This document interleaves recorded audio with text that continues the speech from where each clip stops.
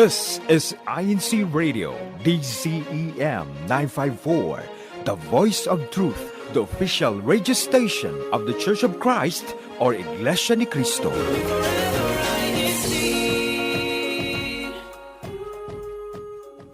And good morning, everyone, and welcome to INC Radio Florida. I'm one of your hosts this morning, Brother Robert Pitfalls, coming to you from here in, I can actually say it today, sunny, sunshine-filled, sunny side up, Tampa, Florida. And of course, today is Saturday, the 14th of June. It's a little bit past 9:30 in the morning here on the East Coast of the United States, which means it's already a little bit beyond 9:30 in the evening there in the Philippines. So again, we want to thank everyone who stayed up late to watch us. Today is going to be a really, really interesting and I think a lot of conversation creating discussion on our topic. But before we do that, I'm going to toss it over to our lovely host there in Orlando, Sister Joy, to give us our international greetings. Good morning, Sister Joy. How are you doing? Morning. Thank you, Brother Robert. It certainly is a sunny side up here, not in just, I'm sure, not there in Tampa, over here in the Central Florida part, which is in Orlando. And it really is a sunny day today. And I'm loving this, actually. This is true Floridian weather. So thank you all for tuning in, joining in with us, especially if you are listening on our YouTube channel. Make sure that you are letting us know what the weather's like. Is it sunny? Especially if you're here in Florida, which congregation you coming from? Let us know. Greetings to all of you. Buenos dias. Magandang umaga. Or actually, I should be saying this in the evening because for some of our viewers who are on the other side of the globe, especially in the Philippines, magandang gabi. Gabi, right? That's nighttime. That's right. Well, that's right. It's just about 9:33 there in the evening. So not in the morning. So thank you to all of you who are tuning in with us, and good afternoon if you're on the other side of the world, on that corner over there. So thank you again for joining us. We do have a lot, some really good, deep discussions that I'm really interested in diving in today, Brother Robert. And I feel like there's always so much to learn, as we discuss and as we get into these conversations. And especially if you're joining in and if you're tuned in with us, we want to hear also from you. So join in on the conversation. You might not be here in studio with us, but we definitely want to have a conversation with you too. Let us know as we go into this very interesting topic that we're talking about today on the Sunny Side Up, aren't we, Brother Robert? Absolutely. And thank you so much, Sister Joy.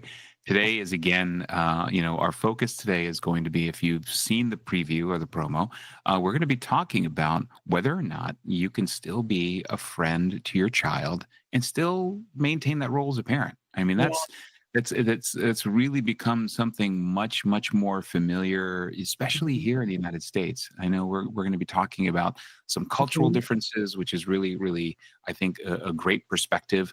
But, more importantly, we want to kind of see how this whole transformation started, because, we always talk about it in this, in our INC Radio Florida family. I'm sort of the grandfather figure here, right? Or what the generational expression is, the boomer of the group. You've graduated from being dad, right?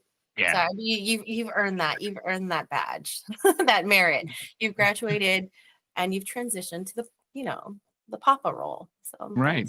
Role, right. That's, and I always say that all that's done is it's brought just a wealth of experience into my life, and so it'll be nice to learn too from you, because there's a lot of love that goes into parenting, and for those of you who don't yet have children, I think that these are good bits that that good nuggets to learn, because as your family grows, that would be good to learn too. And then for those of you also who might not have children, it'd be great to hear, like, what was it like growing up to you, and what are some of some of the things that you're looking forward to as your family grows, right? So. Absolutely. Well, yeah, and some of us have experience as parents, but all of us have experience as being children. Oh, so, I like it. Yes. So we all of us have been children. Some of us are still children, according to our wives, but all of us have been children at one point. So let's go ahead and dive in, because I want to start the conversation really around centers around a question, and it's a question that I want to ask our audience. And Kuitek, if you could put us in thumbnail mode, please. I really want to focus on this one question, which is Ooh, it possible? Can parents, Sister Joy, still be friends with their children and not lose their role as a guide or as a leader? Or in other words, being a parent, right? mm, Because it's what a parent's job is. It's biblical. It's that- it's what what we're taught, especially through our Christian family organizations here in the Iglesianicristo in the Church of Christ. We talk about the role of the parents all the time. But is it possible for a parent to be friends with their children without losing their role as a guide and a leader?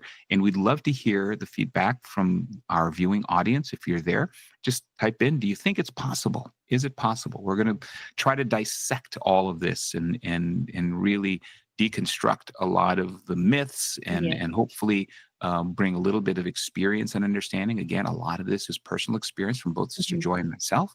mhm. But it's experience nonetheless, and Yeah, experience is the greatest teacher. That's what we always it's say. true.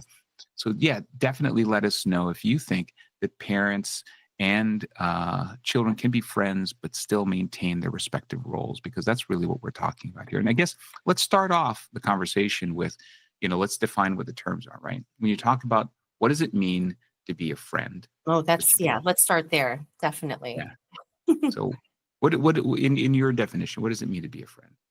A friend is So. someone that is definitely trustworthy. So if someone's asking me, what is a friend? Mhm. Someone that's trustworthy, someone that you feel safe with, that you can someone that you can be, uh, have you can share things with, and they know things about you without. I guess a friend can judge you, but it's a safe space, right? It's a Friends can judge. I mean, yes, some friends judging. will judge more than others, and Yes, that's true. That's very we've true. all had that friend, Yeah. right? Oh yes. Oh yes. Definitely. So it's more of that's how I feel, that a friend is someone that is trustworthy, that will tell you exactly straightforward how it is, what you need to hear, whether it's it may hurt your feelings or not, but it's something that you need to hear or not. So that's what I think a real friend is. All right, great. Well, then what about a parent? Ooh, What do you think the definition of a parent is? And this is really where you start to get to the yeah. meat of things, right? Because this is where things maybe start to get blurred. So, Mhm. traditionally, what is a parent? Traditionally, I think anybody can be a parent, you know, um, but to Yeah, you have be a child, right? exactly. All you need is a child, right? Yeah. But to actually be a parent, it really it's an inner thing. You have to. It starts with love, first of all, and just wanting the best for this creature, that God has blessed us with, in all different areas. Um, you're essentially, I've heard this line, like we're trying to raise or rear this child, but really we're trying to raise adults, right? Raise these humans to be, good adults, people of good character, and not just parenting a child. I guess it's different seasons. So that's Mhm. this is deeper already. Like, what does it mean to be a parent? Yes, you are a Yeah, parent, well, it's by definition. I used to hear this term all the time, and I've seen it in film, but I've also actually heard a couple of people talk about it specifically, that they say anyone can be a mother or a father, Mhm. but not everyone can be mom or dad. Oh, I like And it. in that, I think what that get centers around is really about the relationship, Yes. right? Okay, there So you go. biologically, you can be a mother or a father, but to be mom or dad, or in our culture, it's nanay or tatay, right? Mhm. Um, that's because of the role or the relationship that you develop. And I Yeah. think when we're talking today about can you still be friends with your children and still be the parent, Mhm. that's where you start to have to be very careful about how far you go Yeah. in that friendship role, right? Because as a parent, I've always felt that you can be friendly, but being a friend, which Mhm. allows them to be able to trust you And like you said, all the things that all those boxes that you talked about, right? Mhm. Being trustworthy and being someone that they can confide in, being someone that can listen to the problems that they have openly. There's open communication. That's what Oh, yeah. with friends generally you're thinking like that's a person that I'm completely Mhm. able to open up to and be Yeah. disarmed, right? Mhm. Um, and as every parent in our minds, when we're growing up, we're thinking that's the kind of parent I want to be. I Yeah. want my kids to always tell me everything. Yes. I want my kids to always be open to me about their Mhm. problems and how they're feeling, Mhm. and I want my kids to always trust me with their secrets. I Right? don't mean to laugh, but I think as with any experienced parent, as you're saying all these things, yes, that's the goal. That's the idea, especially when we have these little ones that are born. We're like, yes, that's the goal. We want them to be that way because communication is that two-way road, right? We're like, yes, I want Hmm. to always feel, and feelings are real. Yeah. With others. But the thing is that that we think that that means it has to be a two-way street. Mm, Like mm, now as a parent, then are we in a role where we have to share everything with our kids? That mm. we have to tell them about every problem that's happening in the household, that we have to tell them, about every feeling that we're feeling. And that's where things start to sort of get blurry, I think, Yes. Yeah. between remembering your role in Mhm. this relationship as a parent and child. So we're going to dive a little bit deeper into how a lot of this has evolved. And when we talk about it, let's start with generational shifting and how in a lot of the examples I'm going to use are here, obviously in the United States, because this is where a lot of that shift occurred and how Mhm. parenting styles have evolved historically. And we talked about this before the show that the way it's portrayed in TV and the movies back in the 40s and the 50s and even earlier than that, traditionally, it was what we call a very authoritative parental style, Mhm. right? Yes. Because the father knows best. That was even a show, Yeah. and it was a way of really exemplifying that parents rule the house. Essentially it was like a dictatorship. Yeah. Yeah. Whatever the parents said is what the kids did, Mhm. and it was you don't question, You you just know, you just do it, mhm. or there were consequences, right? Mhm. And we're talking that was very early back in the day, when that was sort of the accepted way to parent. Yeah. Then I think I'd mentioned along the 40s and 50s, late 40s, early 50s, here in America, there was a pediatrician, and don't laugh, but his name was Dr. Benjamin Spock, How and appropriate. Spock, Doctor Dr. Spock. I remember Dr. hearing Benjamin that name all the Spock, time. right? In Dr. the Spock 50s, I'm said wondering if that's where that character's name came from. yes. But this was a real life physician, and he wrote a book. It was like, I think in 1948 or 1950, and it was called The Common Sense Book of Baby and Child Care. That's And he was the first author back then as a pediatrician, and so considered an authority, who wrote this book about it's how parents should treat every child as an individual. And that, the summary of it, the cliff notes, and unless you want to actually get the book, I think it's still available. He was expressing, and this was unheard of back then, right, in the 40s and 50s, that you should treat your children with respect. You should treat your children as individuals, and they should. Uh, he essentially launched this whole concept of you should be friends with your children. I'm sure like And during this time it was like mind blown, like, what? people, oh, I'm sure. I'm Yeah. sure in 1952, you said, "You want me to be friends with my kids?" That was completely unheard of, and it was Yes. mind-blowing. Yes. And so the book became widely popular. And so people in the 50s started reading the book, started adopting that method of parenthood.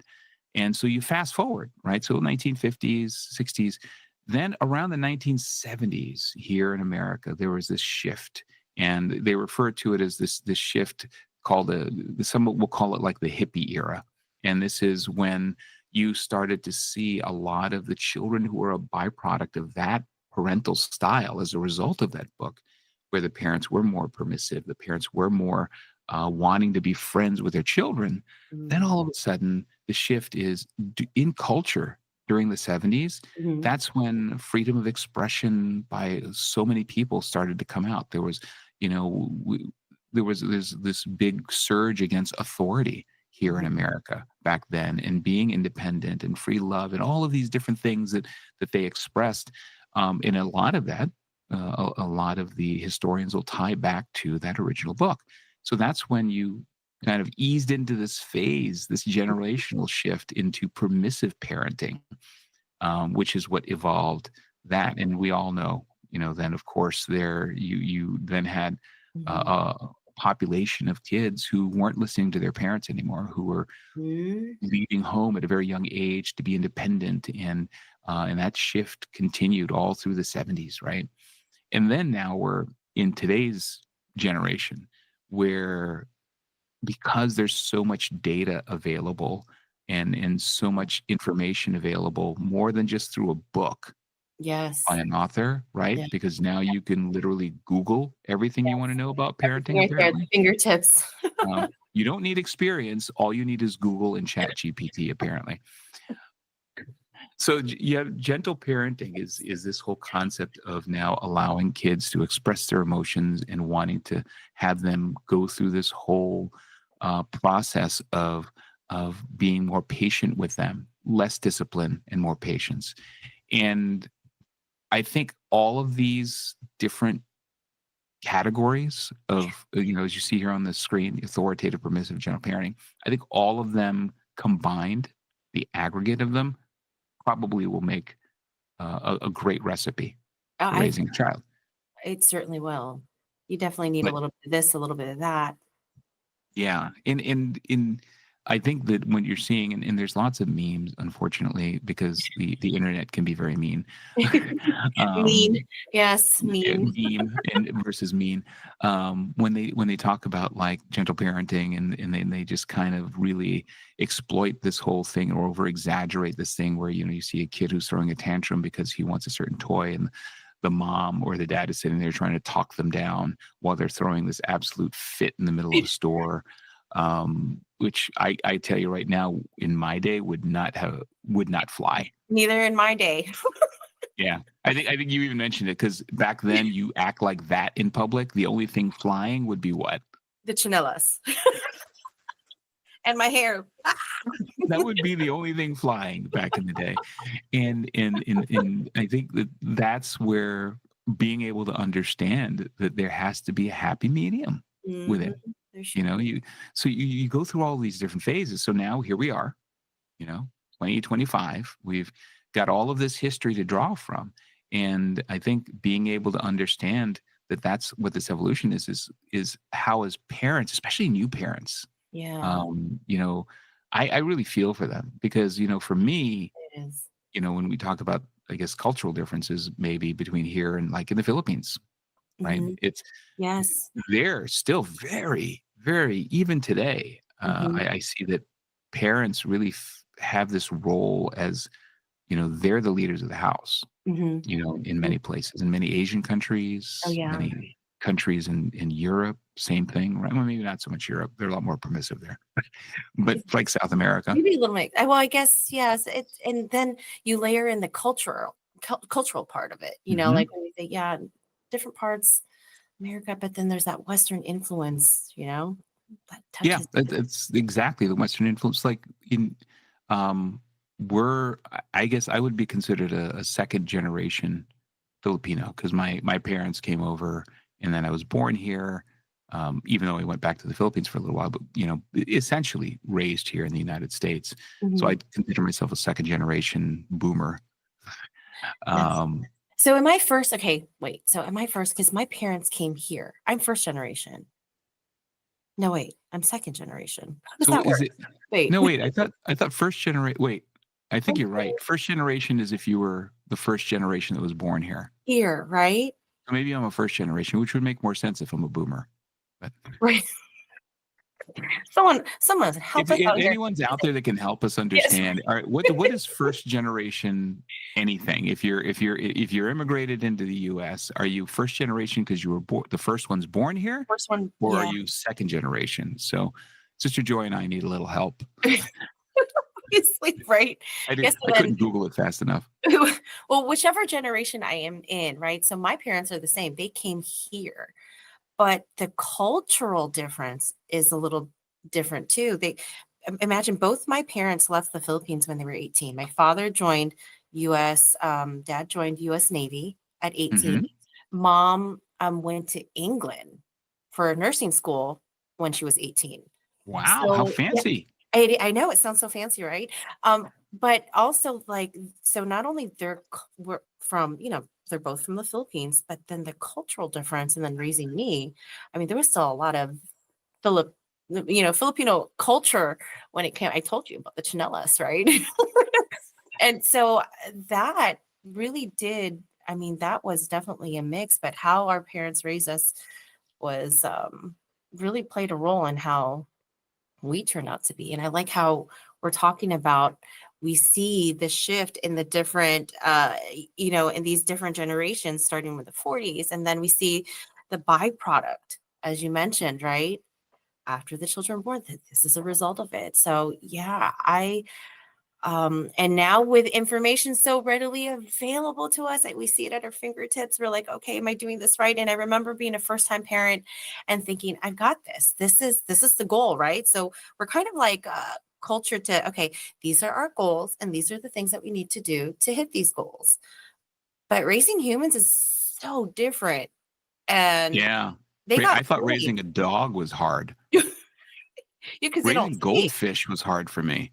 I'm surprised my kids survived because the Yeah. success rate in me raising goldfish wasn't very high. Oh my goodness. Yeah. So I mean, this definitely a mix of a little bit of this, a little bit of that. Mhm. Definitely But is when a you talk about culture, though, do you still think that there's this what do they call this? Not misconception, but I guess it is, or this stigma that follows a lot of Asian parenting, as like Asian parents Mhm. are just the most strict of Mhm. any parent out there. I mean, like I think it was not too long ago, like maybe 10, 15 years ago, they used to have like this person that was this lady. I think she was Chinese, and they called her the Tiger Mom, or is it Oh, Dragon Mom, or whatever it was? And she like even wrote a book. And in the book, she talked about how the reason her children are so successful is because of the rigidity of her parenting style. Like wow. she was like a drill sergeant to her kids. Mhm. And she was a big advocate for that's the way you've got to be in order for your children to be successful in this world. And there was a tremendous amount of backlash. I remember 'cause she was doing like the different talk shows and stuff and promoting her book on it. I think it was Tiger Mom or Dragon Mom. It was some scary creature. It was some scary creature. I'm not sure which one. That actually, you know Tiger. what? I would love it to actually hear from the children. The byproduct of that kind of rearing. How, I mean, if they feel that that was a if that was a reason for their success, or maybe they were, I'm not sure. I would love to hear that perspective as well too. Yeah, here it is. Yeah. It's actually called um, the Tiger Mom. Oh, Yeah, she was a Tiger Mom. Her name's Amy Chu, and she's Chinese. She is a law professor, and she wrote this book in 2011 that's called The crazy. Tiger Mom. And it was, or how the battle hymn of the Tiger Mother, which is it's an absolute contradiction to what Dr. Benjamin Spock's book was in 1948. Obviously, in this book, she talks about how in order for you to have successful children, you have to be this way with them. And it's so contrary to everything. Yeah. And what this boils down to, I think, and you and I kind of came to this conclusion, is that, parenting there is no absolute formula Hmm. for raising your children, right? Hmm. Yeah. When you said it right, when you said when you first had kids, you were like, we got this. Mhm. And we're going to go in both feet because we know exactly how we want to raise our children. And I think this goes back to a conversation we had a long time ago about leadership. There was that one phrase that I threw out there that said, everyone's got a plan until they get punched in the face. Yeah. So every parent has a plan until they're met with something that they weren't prepared for. Mhm.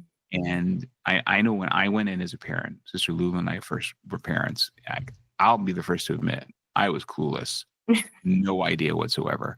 100% relying on my wife for my children's survival. No. It was she was like the lioness, and my job was just to keep away the prey. I got this. You know, I keep like, you got this? We good? Okay. We're safe. I mean, I learned so much from just watching her and having her, when she was raising our kids, and there was this rapid evolution for me. But just it's so funny that I watch like RJ and Audrey, right, when they're having their child, and they just seem so confident, going into parenthood because there's so much information available now.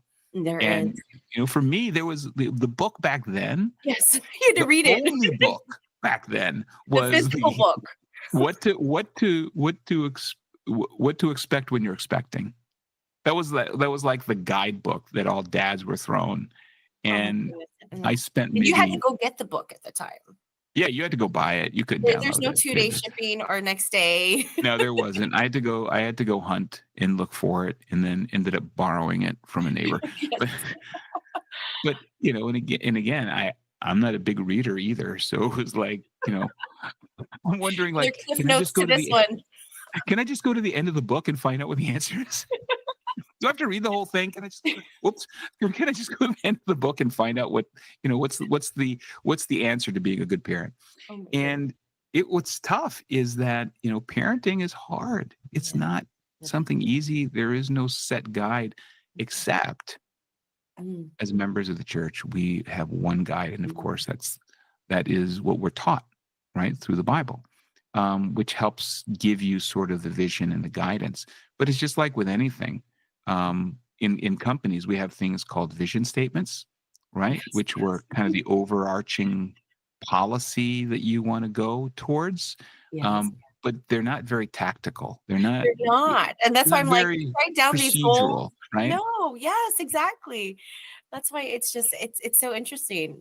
Parenting is just like that. You have these goals, you have these visions, and then you get in, like you said, you're like, wait a minute, there are no logistics to this. How Things do I have do this? How do I shifted. do this? I have to pivot, right? Am I missing a page in the instruction manual? Because I it know. didn't tell Wait, me how to do this this. is not on the table of contents here. There's no like, what is it now that you can press Shift and F and find? You find everything, right? You can Shift Exactly. F when you're in a document to go look Yes. for the specific term.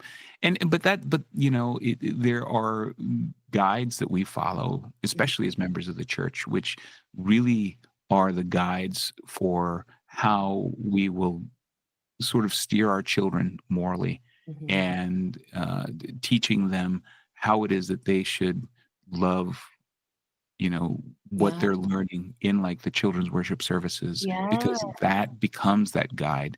All of the other stuff kind of comes with it, It right? does.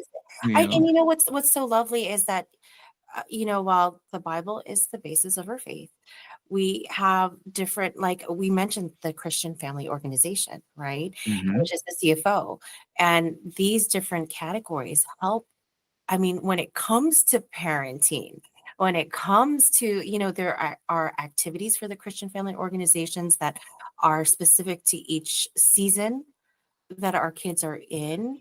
And then we have our spiritual leaders that help us with counsel when it comes to rearing kids, because it definitely is not easy. It's definitely a task. And even as we are in a time where information is so readily available, it can get blurred. And it can almost feel a little bit more confusing, because you're like, wait a minute, I'm supposed to be gentle. They're having a tantrum. Am I supposed to really lay down here in the middle of the Lay grocery down next aisle. to them. I've seen that Yes. video where the mom Have you lays seen down that? next to the child as they're having like this total meltdown. Yes. And it's but you're right. I think the Bible serves as sort of the guidepost for us to and as long as you follow, the most basic things that we're taught, about respecting your parents, loving God above all, and following through on just being a good human, right? Which is what you've talked about before. Yeah. These are all of the basic tenets that you learn Yes. as young as 4 years old when they're in the children's worship service, Yes. and it's reinforced throughout their entire preteen and early adulthood and into what eventually becomes married life as us book lud. Yes. All of those same lessons are reinforced. And I think that's the key differentiator. Oh, it sure is. All of these books and everything else that are out there that we've mentioned today, really all get set aside because the one book that we follow, of course, is the Bible. Oh, yeah. And as long as we stay true to that and allow that to be sort of our beacon, then all of the other things are more of the tactical, as long as Yes. they don't contradict what it is that we're being taught as our core basic beliefs and tenets. And that's really, I think, what's helped to formulate successful parenting in the church. Oh, yeah. There's, Sure. if you follow, and it's so clear cut. You follow what you're being taught. You follow what's being taught in the lessons. Then life turns out good. It If does. you deviate from it, you start to do your own interpretations of things because you think it's better, or because something on social media tells you that it's better. Then life Mhm. doesn't always turn out the way it should have.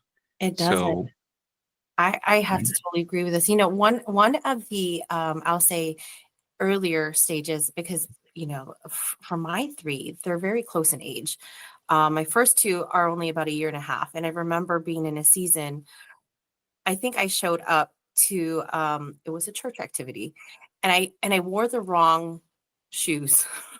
And when I say wrong shoes, y'all, I was wearing two different shoes. How did that happen? I don't know. One were was they like, both left or both right, or just two different they shoes? probably could have been two left, but I think one was a black shoe and one was a brown shoe, and I didn't notice this. This was another dad. He noticed, and he looked down. He's like, "Oh, it's one of those days." I'm like, "Oh my goodness!" I'm like, "Yes, it obviously is one of those days." And I'll I have to say, he looked at me and he goes, "Parenting is like a wave. There's going to be big waves and little waves." And I remember taking that in, and I'm going to actually, this person probably doesn't even know they gave me this advice and how impactful this has been up until now in my life. But I remember looking at my shoes like, "Oh my goodness, I cannot believe I just walked out the door." I mean, it could have been two left shoes and they would have felt just fine. I probably did not even notice it. But he said, "Yes, parenting is like a wave." And I'm like, Mhm. "Yeah." And then right now I'm like right there at the tip of this tidal wave right now. Can I ride Obviously, it back into shore? yes. Can I Go get me bodyboard other back to shoes. shore where it's safe? Yes. And I have to shout out, this was Brother James Rosal. He told me, he's like, Wow. yeah, I don't even know if he knows that he told me I think that. I'm related to that guy. Yeah. I think Isn't that we funny? share a grandchild. Small I'm world. not sure. Yeah. And he told me that. He's like, "Yeah, it's like a wave." And and I take that into my to my Florida heart. I'm like, "Yeah, it is a wave. You just Yeah, gotta it is. Oh, well, shit. highs and lows." There's so many ways that you end up finding yourself, and again, calling it a wave, you find yourself drowning, Or right? find your shoe. Or you find your shoe. Yes, pick me. Well, I mean, let's talk a little bit about I think when we talk about being friends or not. So we've gone to from one end of the spectrum, which was, of course, the original authoritative parenting style, right? Mhm. And then Mhm. you had sort of this evolution after Dr. Spock's book, where you started to see, at least again here in America, where you saw a lot of this transition into sort of this permissive parenting as a result of the parents who followed that book and said, "Yeah, I got to be friends with my kids." I'm not going to discipline them. I'm just going to kind of let them be expressive and allow them to be free and all of these things. And that's what spawned sort of this whole era in the 70s here, this hippie era, this freedom era. And then, of course, now we're in this gentle parenting phase where so many parents are confused. I mean, young parents, like you said, they walk in there like, well, which one's it going to be? Yeah. And I honestly don't think that there's a set, like, got to follow only this path, got to follow only this path. And it's really just sort of a blend. So let's talk a little bit about what the pros and the cons are for both. Okay. So, that's very valuable to hear from you. Like, it's a blend, because you're coming from, the new parent phase, and then you grow into it, and now you're a graduated papa. yeah, So to hear from you, a lot of battle scars to get here. Wounded warrior, right? That's I'm gonna get a patch. Yes, exactly. Yes, you earned it. But Yeah. that's very valuable to hear, that you got to blend these, a little bit of this, a little bit of that. So yes, let's dive into Yeah, this. and there's no, I mean, and the formulas aren't set, right? So you got to adjust the dials once in a while because you've got to mix it. So when we talk about the pros, obviously, of friendly parenting, and you brilliantly touched on these in the very beginning. It builds trusts. It opens the doors of communication. When we talk about communication, like I mentioned, every parent would love to be that parent where their kids can trust them with everything, right? There are no secrets in the household. I mean, I've actually seen parents who like brag to me because they're such good friends with their kids. Oh yeah, so and so. There are no secrets. They tell me everything. There's not a single secret in the household. Yeah. Have they reached the teenage years You're like, yet? really? Okay. You keep telling yourself that. Yeah. But but that's the goal. That's the goal. It doesn't mean that we're necessarily going to ever get there, right? Because teens and kids are kids and parents are parents. So building trust, open communication, ultimate goal, absolutely. But it also encourages sort of this emotional safety and vulnerability that you talked about, right? So, what are some like examples, do you think, of where children feeling emotionally safe with their parents? How is that a benefit? I think that's definitely a benefit when it comes to, let's say that as a kid or as a child, right? You're faced with this tough decision, where you don't know what to do, and no matter what that you don't know what that thing is to do, you need some sound advice, because it could be dependent on, let's say our values. Like, okay, I have to make this decision. Does this go against my values?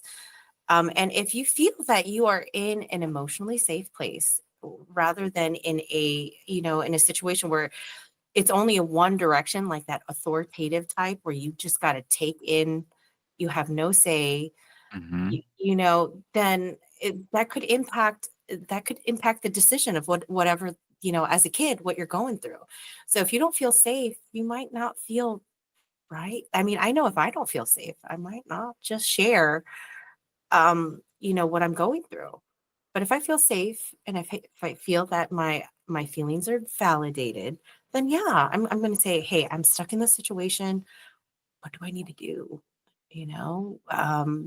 So having that safety, that safe place, and I think allowing, a space like that, I think is so important. Is so important. But again, you need to put some borders on that. There be guardrails, right? There has to be guardrails, or else you skid off the freeway. Yeah, It's for sure. well, and I think that's exactly where the lines start to get blurry, because at this point, when you become sort of this safe space for them, right? Sort of this sanctuary that they can come to and confide in.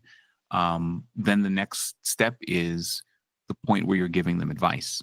And I think advice differentiates between advice that friends, and this isn't like all friends, right? Because you have different friends, right? You have the judgy friends. You have the judgy friend who we keep in our life for whatever reason. But then you have the friends who, the real friends who look out for your best interest. What's best for you? Mm-hmm. And as a parent, that's honestly where we need to be, right? That Yes. parent who looks out for the best interests of their children. But I think that when the lines start to get blurred is that you then are put in a position where you've got to give advice. Yeah. And when you give that advice, are you giving it now as a friend?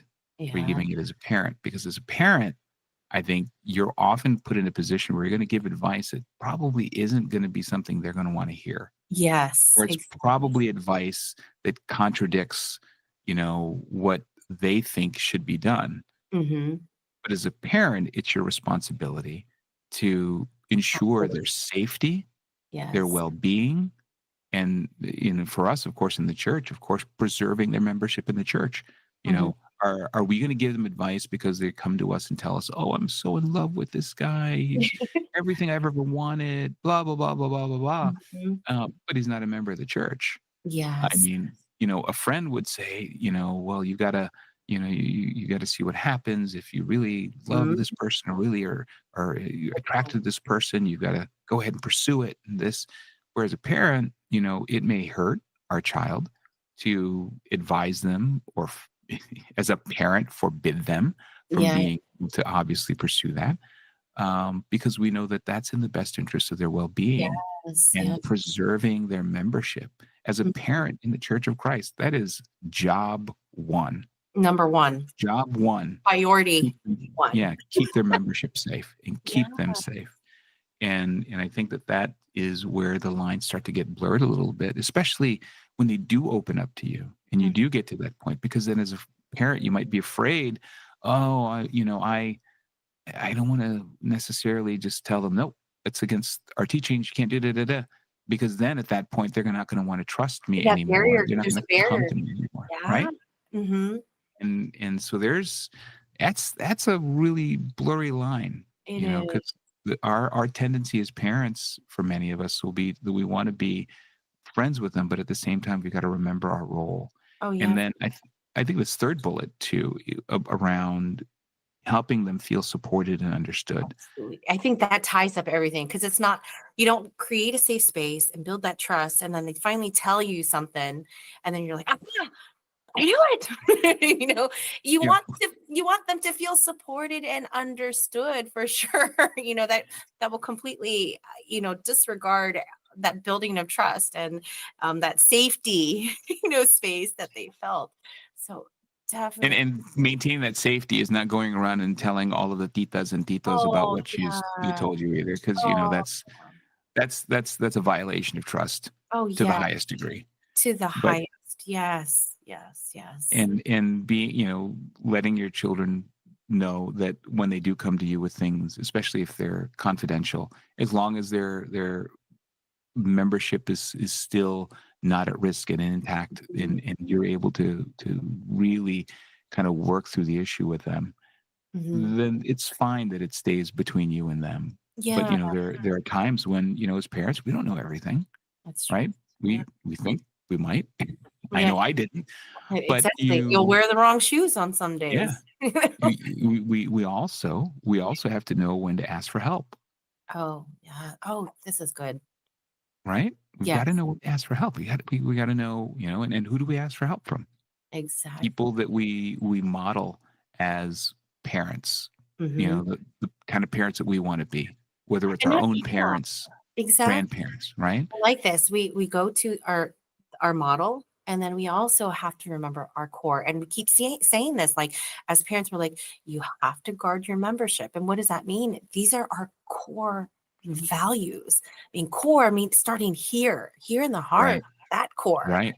I mean, modeling parents or getting that that those group that group of or that counsel that we need Mhm. when it comes to that support and when we need that help, because yes, we all parent.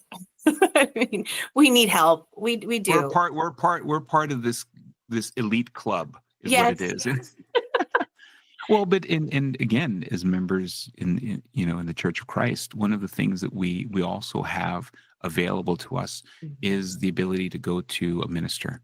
and Yeah. talk to a minister that gives us advice that's Mhm. scripturally based, it's based on the Exactly. teachings, and helps to ground a lot of our decision making. Because as a parent, it's hard, it's a struggle, and you oftentimes will get maybe distracted or diverted when you're looking for advice from Mm, from friends and family and yeah. other parents. They may give you good advice, but at the end of the day, again, job one is to help keep their membership intact.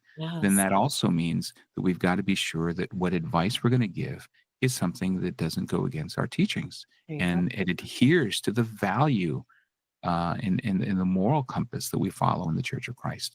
And a lot of that's rooted in Scripture, Mhm.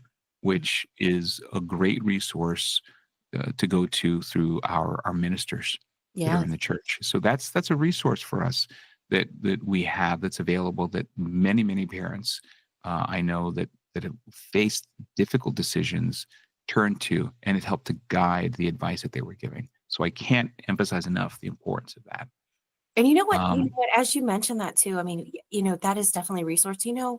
One of the most readily, I think, resources that we have available is prayer. I yep. mean, during these times, we say this even as when it doesn't come to parenting, right? Because being married, it comes also with its waves, right? And then so when you are building trust, when you're put, an emotionally safe, safe environment and feeling supported, understood, there's nothing better than having that prayer. When as a married couple, mom and dad, you have to pray together. We pray together, right?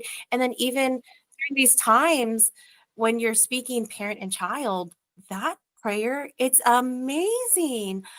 I mean, before and after. Okay, thank you for trusting me, my child. Mom and dad, thank you for trusting me. Can we please pray? Just having God's guidance over that discussion and that conversation. It is, y'all, if you haven't done it, do it.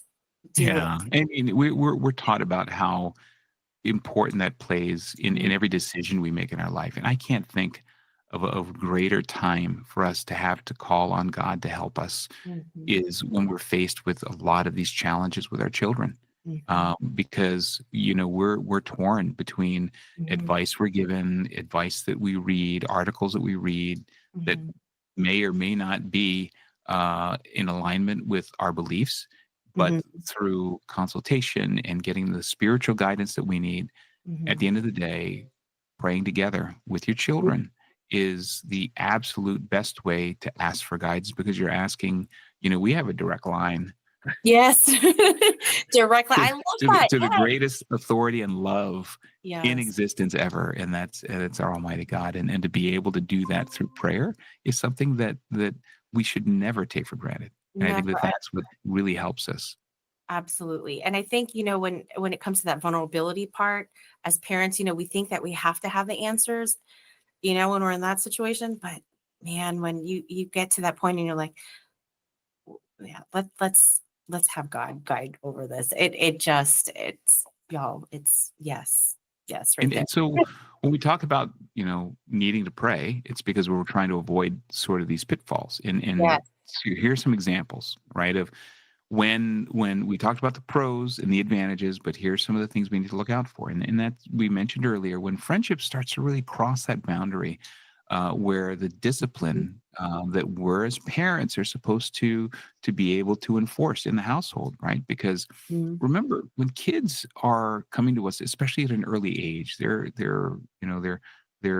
brains haven't fully developed yet, mhm. and so they haven't developed the ability to make a lot of sound Yeah. decisions, because they just don't have the decision points from experience, right? We've Yeah. said it And that's before on the that's show. not to I mean, put down or downplay any child. It is scientifically true when you're right, saying that right. Their frontal your brain. cortex isn't fully developed Yes. yet, and I read a book on this so, one to the synapses and all that. Yes, it's still happening. and so they are growing in every bit of experience. I watch my 9-month-old grandchild every single day when he starts to develop a new skill, and the way that I mean, and it's just it accelerates as they get older, right? But Yes. just watching him work stuff out and seeing it, you start to see how this builds upon itself. But Mhm. with children, it's so much more because they lack the experience to be able to make good decisions. We talked about this before, that we said that, good decisions come from experience, Yes. right? But experience typically comes from making bad decisions. Exactly. So Isn't it just we we don't want our kids to have to make all those bad decisions because we've already made them. So yeah. we want them to be able to benefit from the bad decisions that we've made. Mhm. And so discipline issues and being able to know that our children have to understand there's consequences. Mhm. I talk about this all the time, that Yes. when I talk to younger parents, children have to understand that every decision they make has consequences. And Mhm. unfortunately, especially when they're young and they're in their teens and their middle school years, Mhm. because of the way life is presented through social media and everything else, oftentimes the consequences in the future about the decisions they make today aren't considered. Yes. So Yes. it's about immediate gratification. It's Yes. about Mm. doing, what's good now, today, what makes me happy today. The term, and I really, really did not like the term, "You only live once," Oh, right? I was gonna say that. Is it the YOLO? Yeah, Yeah, that exactly. one? Yeah. Yeah, but remember, in the church, the life here is temporary. We talk about that all the time, Exactly. right? We have we have Exactly. we have a bigger authority that we have to answer to afterwards. So Yes. understanding consequences of the life that you live today, that comes, only through the parents enforcing that discipline. So this way they understand that those consequences exist. And we don't want those boundaries to ever get blurred. No. And that's why this whole friendship versus parenting thing becomes an issue, because then if you aren't able to pull yourself back into your role as a parent, then Yeah, all of a sudden you're not going to be able to enforce the discipline that you need to. correct. It's a lot harder to pull back on that, right? I think that's And what makes this relationship the relationship is the underlining thing, right? That's what mhm, defines a real parent. But that's what makes this it makes it complicated because you have to put on those blinders to when it comes to like you have not the blinders to seeing everything else. You got to put those boundaries, those guardrails up, like as you mentioned, because when that time comes, it's hard. It's hard. Y- when our kids feel the most vulnerable and they're telling us, and you feel, because as parents we want the best, and then it's gonna hurt. It's gonna hurt to put these oh guardrails yeah. up. And it hurts. It still does. Sometimes you're like, oh man, but No this no is parent, okay. no parent ever feels good about disciplining their children. Yes. Hmm. But we do it out of love. We Hmm. do it out of love. If you do it out of love, then disciplining your children is something that you're able to do. You're not doing it out of anger. You're not doing it out of vengeance. You're not doing it out of any other reason other than because you love them that much that you Yeah. don't want to see something worse happen to them. Hmm. And what's a great example of that, right? Hmm. God, our Almighty God does that to us all the time, Hmm. and teaches us lessons before we even knew that there were lessons, Yes. because it was important for us to be able to uh, be prevented from making bigger mistakes, Hmm. right? And when we talk about the things earlier where we said, well, some of the other dangers were oversharing, like as parents, there are certain things we don't want to share with our children because, Yeah. really, again, shielding them from a lot of that, especially if it's not necessary for them to know about it. Like if you're, problems or situations in the household that are things that they don't necessarily need to know about. Because again, Hmm. remember, they're going through this development phase. Everything that they hear, everything that they experience are all things that they're ingesting.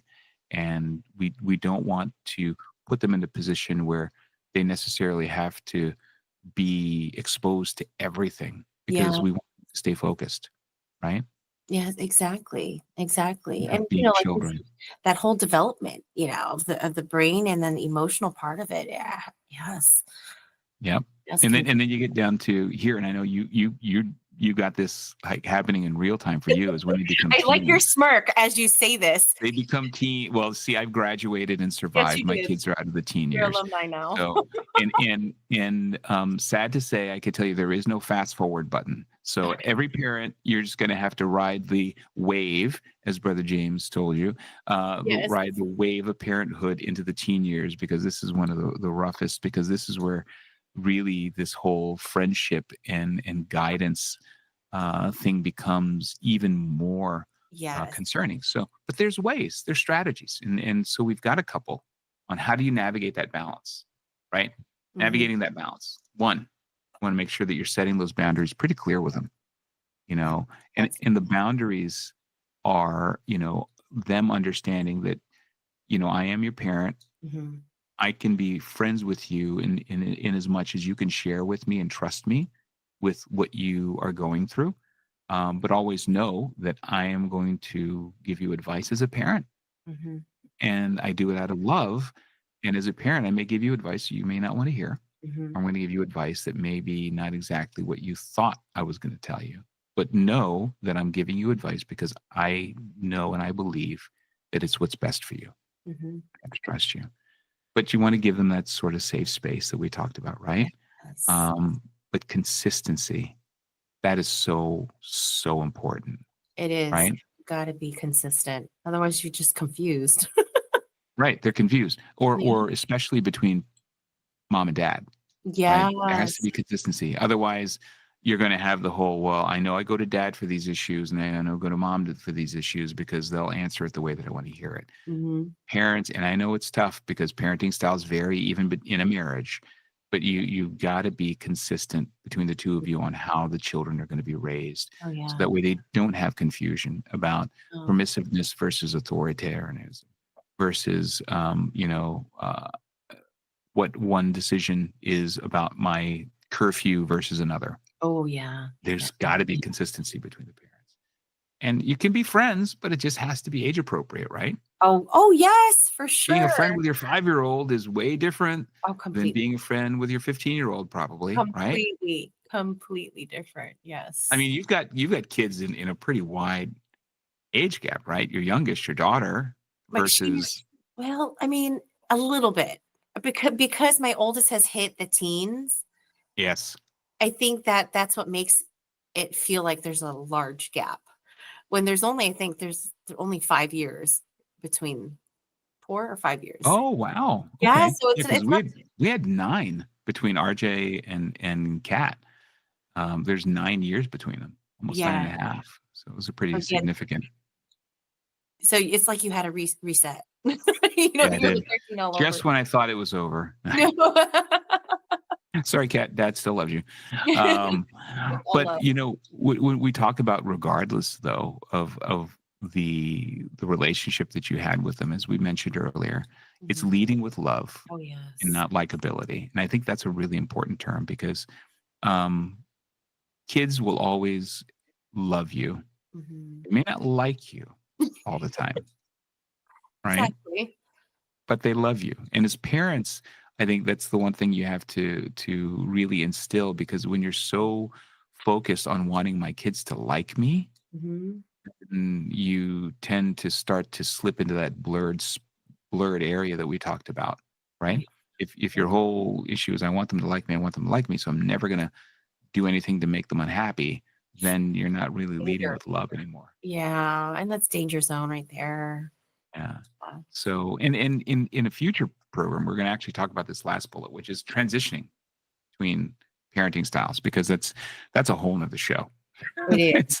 It's talk about going from being that strict parent into a trusted advisor. There's a whole workshop that goes into that, because I think that isn't something that just happens overnight. It's something that you've got to actually work on and develop over time. But you know, it's passes 60 minutes on radio again, Sister Joy. I can't believe this. I I mean, know. we talk about our kids, and this is what happens. We could keep going too. But I hope everyone, certainly benefited from a few of the nuggets that we were able to share today and experience. You know, raising children, I think it's a great thing. I'm going to make a shirt out of it. Raising children is like a wave. Parenting's a wave. I It is. like that saying. Yes, And there is. I think we're going to, obviously as parents, we're all going to ride this wave together. and make sure that, eventually gets us all back to shore. So, but for now, we'd like to thank, of course, those that helped to make the show possible, beginning with our executive minister, Brother Eduardo Villamanalo, of course, our deputy executive minister, Brother Angelo Manalo, and our executive producer, Brother Manley Andaya, along with our station manager, Brother Wally Tarai. Thank you so much for joining us today, everyone. Next week, we'll be on again at 9:30 in the morning on the East Coast. But for now, please stay tuned because INC Radio Washington, D.C. is coming up next. Thank you, Sister Joy there in Orlando, for joining us for this conversation.